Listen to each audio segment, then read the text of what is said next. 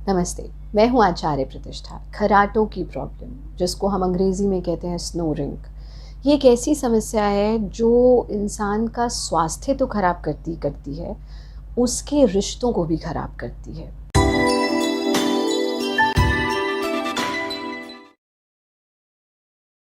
कितनी ऐसी अच्छे खासे घर जो सिर्फ़ खर्राटे की समस्या की वजह से ख़त्म हो गए।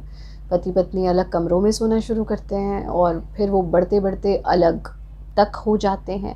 हमारी फैमिली लाइफ़ को पूरी तरह से डिस्टर्ब कर देती है स्नोरिंग की प्रॉब्लम। इंसान के अंदर हीन भावना जगाती है और स्नोरिंग की प्रॉब्लम अगर है तो उसका सीधा-सीधा सा अर्थ है कि आप ढंग से सो नहीं पाते हैं और जब आप ढंग से सो नहीं पाते हैं तो ये आपके पूरे के पूरे स्वास्थ्य को प्रभावित करता है। Because as I have told you so many times, sleep is a big healer. Sleep, सोते समय हमारा शरीर सबसे ज़्यादा हील करता है, पर अगर हम ढंग से नहीं सो रहे हैं तो हीलिंग्स नहीं होती हैं और फिर बढ़ते-बढ़ते बहुत सारी समस्याएँ हो जाती हैं। आज हम ये समझेंगे कि कैसे घर पर ही कुछ ऐसे घरेलू चीज़ों से और क्या योगाभ्यास करके हम अपनी स्नोरिंग की प्रॉब्लम को, खर्राटों की प्रॉब्लम को दूर कर सकते हैं। सबसे पहली चीज़, अगर आपको खर्राटे की समस्या है तो कमर के बल यानी ऐसे सीधे लेट करके ना सोएं। जब आप सीधे लेट करके सोते हैं तो खर्राटे ज़्यादा आते हैं, तो ऐसे में आप करवट से सोएं। अगर आप करवट से सोएंगे तो खर्राटे आने बंद हो जाएंगे। ये तो हम इंस्टेंटली करें। दूसरा काम, खर्राटा उन लोगों को आता है जिनका नेज़ल ब्लॉकेज है, यानी जिनका जो ये ट्रैक है वो क्लियर नहीं है। तो उसके लिए हम क्या करें?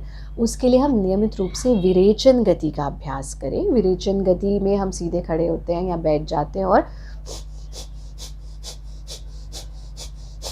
हाथों की मूवमेंट के साथ हम नाक से कॉन्टिन्यूसली एक्सहेल करते हैं। ये हमारा ट्रैक क्लियर होता है। प्रतिदिन अगर आप विरेचन गति का अभ्यास करते हैं और सोने से पहले अगर खाना खाया है तो ना करें, अदरवाइज़ अगर आप खाली पेट हैं तो तब भी कर सकते हैं, पर सुबह शाम तो इसका अभ्यास करें ही करें। 100 से 200 बार तक के रिपिटिशंस आप विरेचन गति के ले सकते हैं। इससे आपका ट्रैक क्लियर होगा। दूसरा काम, जिन लोगों को स्नोरिंग का बहुत प्रॉब्लम है, वो अगर माइल्ड स्टीम ले करके सोएं। माइल्ड स्टीम लें, बहुत हार्श स्टीम नहीं लेनी है, माइल्ड स्टीम लें और एक एक ड्रॉप गाय का शुद्ध देसी घी अपनी दोनों नाक में डाल लें, एक एक ड्रॉप। तो इससे आप देखेंगे आपका ट्रैक क्लियर हो जाएगा और आपका स्नोरिंग की प्रॉब्लम में आराम होना शुरू होगा। अब आते हैं हम तीसरी बात पर। तो अगर ब्लॉकेज से हो रहा है तो वो इससे ठीक हो जाएगा।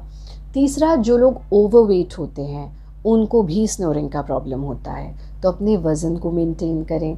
आप हमारा एक फ्री प्रोग्राम है 5 डेज़ वेट मैनेजमेंट प्रोग्राम, उसका लिंक हम डिस्क्रिप्शन बॉक्स में शेयर करेंगे। आप आज से ही शुरू कर दें। फिर आप हमारा जो Bharat yoga weight loss programme हमारे एक्सपर्ट्स कराते हैं उसे ज्वाइन कर सकते हैं। वज़न कम होगा तो आपका स्नोरिंग का प्रॉब्लम दूर होगा। चौथा काम आपको ये करना है कि जब भी पानी पिएं तो प्रयास करें गुनगुना पानी पिएं। गुनगुना पानी पीने से आपका ट्रैक क्लियर रहेगा और आपको स्नोरिंग कम होगी। पांचवा काम, अगर आप सिगरेट पीते हैं या शराब पीते हैं, अल्कोहल लेते हैं, तो उसको बंद कर दीजिए, क्योंकि इन दोनों का प्रयोग आपके स्नोरिंग को बढ़ा देता है। अब सबसे महत्वपूर्ण चीज़ ये कि एक तो विरेचन का आप नियमित अभ्यास करेंगे और साथ में आप उज्जाई प्राणायाम का अभ्यास करेंगे। अगर आप विरेचन और उज्जाई प्राणायाम का नियमित अभ्यास करते हैं और जो तरीके हमने इस वीडियो में बताए हैं उनका पालन करते हैं, तो आप निश्चित रूप से स्नोरिंग की प्रॉब्लम से बाहर निकल सकते हैं, अपने आप को स्वस्थ रख सकते हैं और अपने पारिवारिक स्वास्थ्य को स्वस्थ रख सकते हैं। यानी you can live a happy family life. कैसे करना है उज्जाई प्राणायाम? हम अपनी ज़बान को फोल्ड करते हैं, ऐसे ऊपर टच किया, फोल्ड कर लिया, बंद कर लिया, यानी जैसे ऊपर टच करके आवाज़ आ रही है ऐसे ही टच करके फोल्ड कर लेना। अब ज़बान को फोल्ड ही रखेंगे, नाक से सांस लेंगे, नाक से छोड़ेंगे, लेकिन लेते और छोड़ते दोनों समय हम खर्राटे जैसी आवाज़ करेंगे। तो गुरुदेव इसको कहते हैं कि नकली खर्राटा लोगे तो असली खर्राटा दूर हो जाएगा। बहुत सिंपल है, लेकिन इतना भी सिंपल नहीं है जब आप करेंगे, क्योंकि जब हम विद्यार्थी जीवन में थे, so this was the toughest practice, मतलब शीर्षासन हो जाता था, हैंड स्टैंड, हेड स्टैंड, सब इसमें सबसे ज़्यादा समय लगा था, तो उसको साधना होगा। कुछ लोग आपको ये कहेंगे कि उज्जैन में हमें ओम जैसी आवाज़ निकालनी है, कुछ कहेंगे हमिंग की साउंड निकालनी है, बिल्कुल नहीं, खर्राटे की आवाज़ निकालनी है। ध्यान से सुनिए।